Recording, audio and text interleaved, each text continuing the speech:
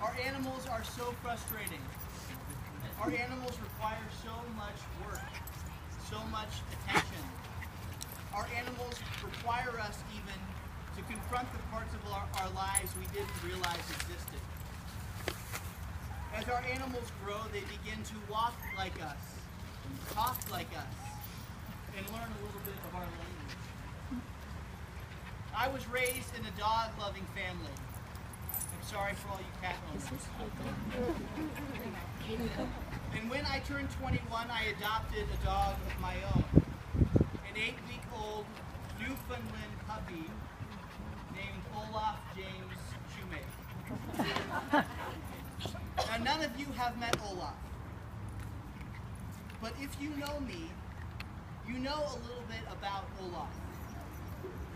And I cannot tell you what exactly it is that you see in me which resembles Olaf.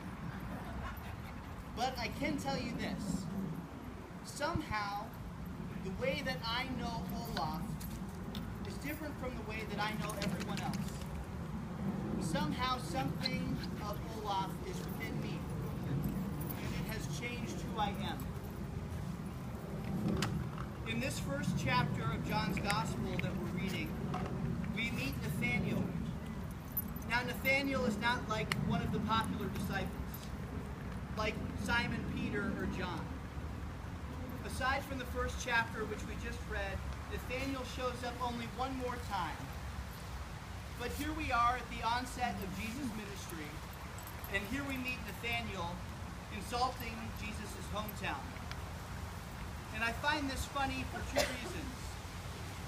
First, this insulting way of speaking about Nazareth reminds me a lot of my relationship with a man named Keith Whitmore. He's the assistant bishop of this diocese. I have the utmost respect for Bishop Whitmore, save one enormous character flaw. He is a native of Wisconsin.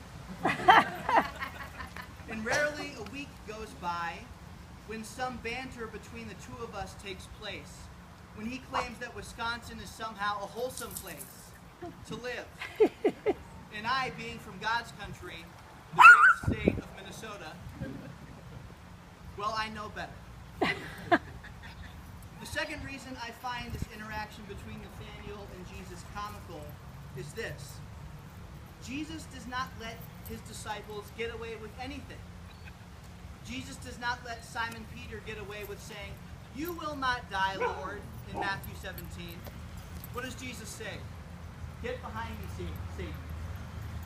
During the Transfiguration in Matthew chapter 17, Jesus does not let Simon Peter get away with saying, "Let's build you a tabernacle in honor of you." Before he can finish his sentence, a cloud appears and Peter is on his knees. Jesus does not let his disciples get away with anything. But Jesus knows Nathanael. And when Nathanael says, "Can anything good come out of Nazareth?" Jesus compliments his honesty. Nathanael is severely lacking in tact, and Jesus likes that about him. And to me, this is the beauty of Jesus' own love for us. Jesus knows each one of us deeply. Though we have not met personally Jesus face to face, Jesus knows each one of us by name and bids to us, "Come, follow me." And when we respond to this call of Jesus, two big things happen. First of all, something happens to Jesus. Jesus is moved to compassion. Jesus is moved to such great compassion that he calls us his. He adopts us as his own. Listen to Jesus' prayer to the Father in John 17th chapter. "I have made known your name to those whom you gave me from the world.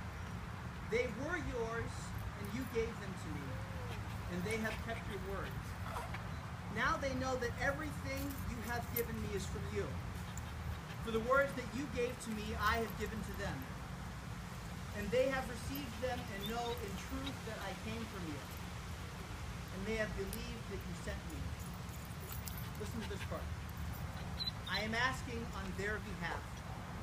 I'm not asking on behalf of the world, but on behalf of those whom you gave me, because they are yours.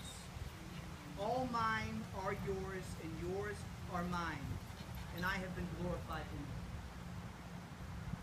When we respond to Jesus' call, the call to follow him, we are adopted by Jesus. I have another thought here also, and I believe something else happens when we respond to the call of Jesus. Something happens within us. Here another reading from the 13th chapter of John. When he had gone out, Jesus said, "Now the Son of Man has been glorified, and God has been glorified in him. If God has been glorified in him, God will also glorify him in himself, and I will glorify him at once. Little children, I am with you only a little longer. You will look for me, and as I said to the Jews, so now I say to you, where I am going, you cannot come. And I give you a new commandment, that you love one another just as I have loved you. You also should love one another." And listen to this. "By this everyone will know that you are my disciples, if you have love for one another." When we answer Jesus' call to follow, we change. We become different. Followers of Jesus are the sort of people whom others look at and say, "Wow, these people are filled with love." Today we are celebrating St. Francis' feast day. Today we commemorate the patron saint of animals, the one who is said to have preached to animals, the one who is said to have blessed animals. And in our modern way of thinking, we live in a tension within our own treatment of animals. Here in the United States, animals are often highly mistreated for our pleasure. Animals are diminished as God's creation and treated cruelly for our benefit. But animals are also occasionally treated as precious, members of our family. Our animals change us as we change them. When we adopt an animal into our family, in a very real way, we participate in a sort of symbolic recreation of our adoption into the household of God. When we adopt an animal into our household, we call them to come follow us. And if we are kind, caring masters, the animal responds as a kind, caring child. But if we are cruel, unjust tyrants, our adopted ones react in undesired ways, pooping on the carpet. Our beloved animals quite literally take on pieces of our character. And if there is another side to this, and there is another side to this, when our animals come to us in love, when my dog Hegel walks up to me and snuggles, I am moved with love for him. But when Hegel decides to play rough or get frustrated with me and nips and barks, I am frustrated, and I do my own human version of nipping and barking. And this takes me back to my beloved Newfoundland puppy dog, Olaf James Shoemake, my precious Holy Poly.